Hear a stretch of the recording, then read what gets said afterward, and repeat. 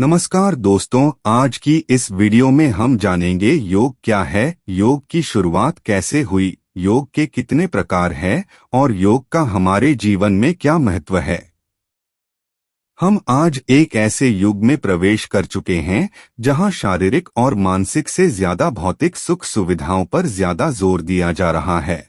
आज के इस युग में हम ज्यादा पैसा कमाने और ज्यादा सुख सुविधाएं कैसे अर्जित की जा सकती है, ऐसे लक्ष्य की ओर अग्रसर है। हम लोग ये भूले चुके हैं कि हम अपने शरीर को किस प्रकार रोग मुक्त कर सकते हैं। लेकिन प्राचीन समय में ऐसा नहीं था। प्राचीन समय में योग का अलग ही महत्व रहा है। योग एक ऐसी विधा है जिससे हम मानसिक और शारीरिक रूप से स्वस्थ रह सकते हैं। इसलिए कहा जाता है कि पहला सुख निरोगी काया। तो आज हम लोग चलते हैं योग की दुनिया में। कहा जाता है कि योग की उत्पत्ति हजारों वर्ष पहले हुई थी। ऐसा माना जाता है कि जब से सभ्यता शुरू हुई है तभी से योग किया जा रहा है। योग विद्या में शिव को आदि योगी तथा आदि गुरु माना जाता है। भगवान शंकर के बाद वैदिक ऋषि मुनियों से ही योग का प्रारंभ माना जाता है। बाद में कृष्ण, महावीर और बुद्ध ने भी योग को विस्तार पूर्वक बताया। इसके पश्चात पतंजलि ने योग दर्शन से योग को एक नया रूप दिया। इस रूप को ही आगे चलकर सिद्धपंथ, शैवपंथ, नाथपंथ, वैष्णव और शाक्त पंथियों ने अपने अपने तरीके से विस्तार दिया। योग के अनेक साक्ष्य मिले हैं।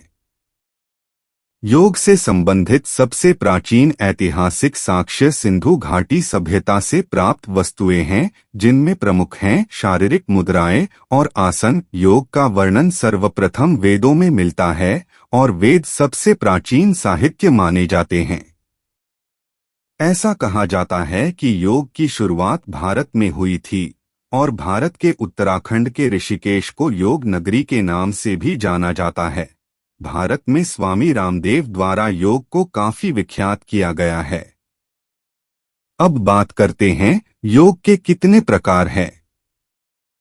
योग के मुख्य 4 प्रकार होते हैं। सबसे पहला है कर्म योग। हर कोई कर्म योग को करता है। कर्म योग ही सेवा का मार्ग है।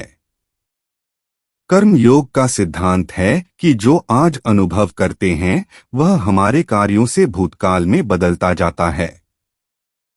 जागरूक होने से हम वर्तमान से अच्छा भविष्य बना सकते हैं।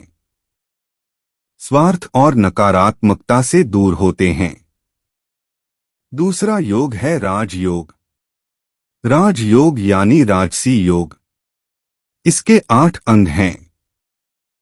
इनमें यम, शपथ, नियम, आचरणानुशासन, आसन, मुद्राएं, प्राणायाम, श्वास नियंत्रण, प्रत्याहार, इंद्रियों का नियंत्रण, धारण, एकाग्रता, ध्यान, मेडिटेशन और समाधि, परमानंद या अंतिम मुक्ति।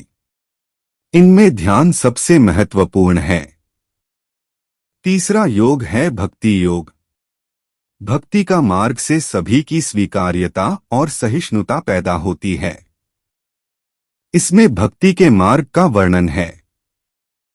सभी के लिए सृष्टि में परमात्मा को देखकर भक्ति योग भावनाओं को नियंत्रित करने का एक सकारात्मक तरीका है। चौथा योग है ज्ञान योग। अगर भक्ति को मन का योग माने तो ज्ञान योग बुद्धि का योग है। यह ऋषिया विद्वानों का रास्ता है। इसमें ग्रंथों और ग्रंथों के अध्ययन के माध्यम से बुद्धि के विकास की आवश्यकता होती है। ज्ञान योग को सबसे कठिन माना जाता है। आइए अब जानते हैं योग का महत्व। यह जरूरी नहीं कि आप जन्मजात सुंदर हों। आप योग से भी सुंदर बन सकते हैं। अच्छा स्वास्थ्य और बाहरी सौंदर्य एक ही सिक्के के 2 पहलू हैं। यदि आप शारीरिक तौर पर स्वस्थ नहीं हैं तो आपकी सुंदरता में निखार कभी नहीं आ सकता। आकर्षक त्वचा, काले चमकीले बाल और छरहरा बदन योग से पाया जा सकता है। योग करने का समय। योग करने का समय सुबह 4 बजे से 7 बजे तक। सुबह सूर्योदय या शाम को सूर्यास्त के समय योग का सही समय है। योग से पहले सूक्ष्म व्यायाम, प्राणायाम से पहले कपालभाति और अंत शवासन जरूर करें। संभव हो तो योग के पहले स्नान जरूर करें। फिर योग के 1 घंटे बाद नहाएं। योग खाली पेट करें। योग करने से 2 से 3 घंटे पहले कुछ ना खाएं। योग के आधा घंटा बाद ही खाएं। योग हमेशा शांत वातावरण में करना चाहिए, जगह भी साफ हो। योग के समय आरामदायक सूती कपड़े पहनें। योग करने से पहले सब बुरे ख्याल दिमाग से निकाल दें। योग दौरान आपका सारा ध्यान योग की क्रियाओं और मुद्राओं पर होना चाहिए। योग अभ्यास धैर्य और दृढ़ता से करें। योग शरीर की क्षमता अनुसार ही करें। अगर गर्भावस्था, कोई बीमारी या समस्या है तो बिना डॉक्टरी सलाह के अनुसार ही योग करें। सब आसन किसी योग मैट या दरी बिछाकर ही करें, जमीन पर न करें। वीडियो अच्छी लगे तो वीडियो को शेयर करें और चैनल को सब्सक्राइब करें। धन्यवाद।